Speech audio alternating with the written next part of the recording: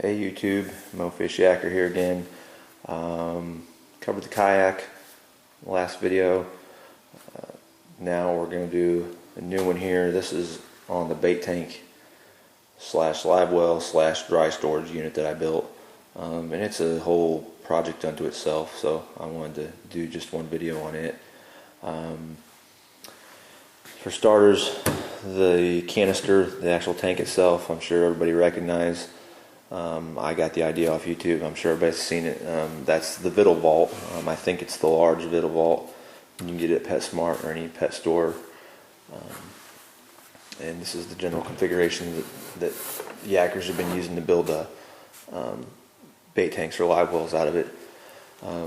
What I did to it, to modify it for my ocean kayak for the Prowler,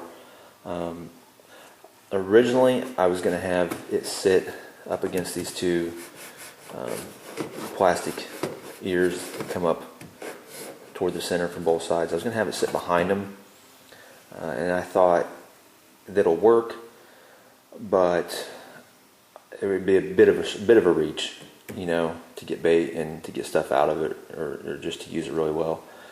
So what I did is, it just so happened that the ends of these fit in here pretty good. Into that section right there, but the canister, the tank was a little bit too wide to actually slide down in there.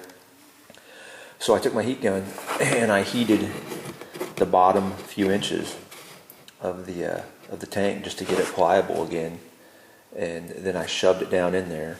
I heated it both sides and I shoved it down in there, and then I threw some cold water in there. I dumped some cold water in there and let it set, and it took the new shape fine, and it held. I didn't have any issues with it at all, and you can see where it's deformed just a little bit in there. It's not too bad though.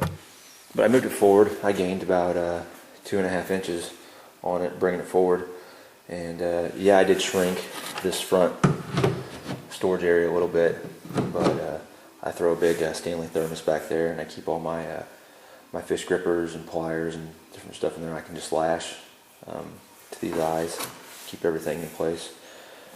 Kind of give you an overview of this side of it. Again, as far as the tank itself, this is a Yak Gear handle, I think is the company that made it. Came in a set of 2. I'm a big fan of pop rivets, aluminum pop rivets. Number one, it's a whole lot cheaper than buying a lot of stainless steel hardware. Don't get me wrong, I'll use stainless steel where I have to, but pop rivets with the matching washers. I'm big on the washers. If you're going to use pop rivets on any part of a kayak, if you can get your hand in there, if you have access to it, put a washer on the back side of it. And you can see there's a good size washer right there on the back of that one, and over there on that one.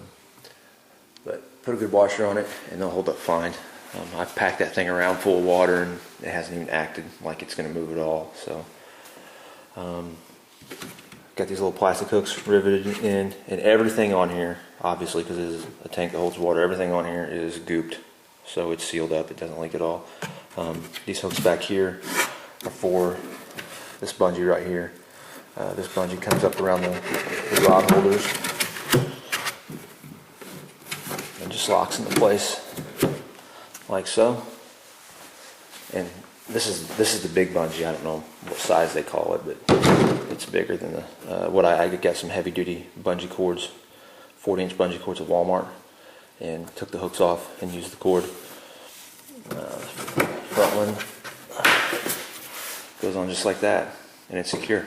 It's good to go. It's not moving. That works out real well. And I will take these back off because there's some stuff I want to show you. Before I go any further, yes, I probably got a little bit carried away with the rod holders, and you'll find out why here in a minute. What I got 7 on it. This one right here just seems to be a good home for my little live bait net, so it stays there. Let's get into the plumbing, how I did this. I want to thank, first of all, I think it's Halibu 77. I think it looks like he's out of the San Francisco area, best I can tell, for his bait tank video he did. That's where I got the basic idea of how I wanted to plumb this. A lot of guys will build bait tanks, and I know that there's some for sale out there where you've got a huge hose hanging over your kayak with a pump on the end of it dragging in the water, and then you got another huge hose on the other side for the outlet side hanging over. I'm to each their own, but I'm not into that. I like things clean and just nice and tight, and I use these scupper holes. I did a scupper hole setup on mine. I just didn't want hoses flopping around outside of my kayak, banging up against the side of the kayak. I just didn't like it, and so this is what I did. And I'll pull this thing out so you can get a better look at it. Starting down here at the bottom, all my plastic pieces are CPVC, just your standard PVC stuff that you can glue up. I've got a 3/4 inch inlet pipe. Let's see if I can. There's a 3/4 inch inlet pipe coming through this right scupper hole, and you can see it right there at the bottom. And I guess one trick is getting that cut just right. It's just barely planes below the bottom of the kayak, and I cut a little taper on it, angling toward the flow of the water. So anyway, that's a 3/4 inch piece of CPVC up into a male fitting, and then this piece here. Oops, sorry, got my camera off angle there a bit. This piece here, it used to be blue. Of course, I painted all this black.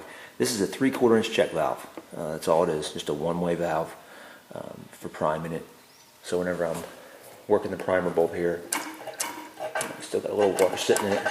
When I'm working that primer bulb, it's going to draw the water up through the check valve, and as you're pumping, you can't lose it. It'll keep filling. And keep in mind that is 3/4 inch. This is a fairly small primer bulb. It's just your standard. I bought it at Walmart. It's your standard primer bulb for an external fuel tank on an outboard motor. It had these real little ends on it. I was able to use the one on the outflow side.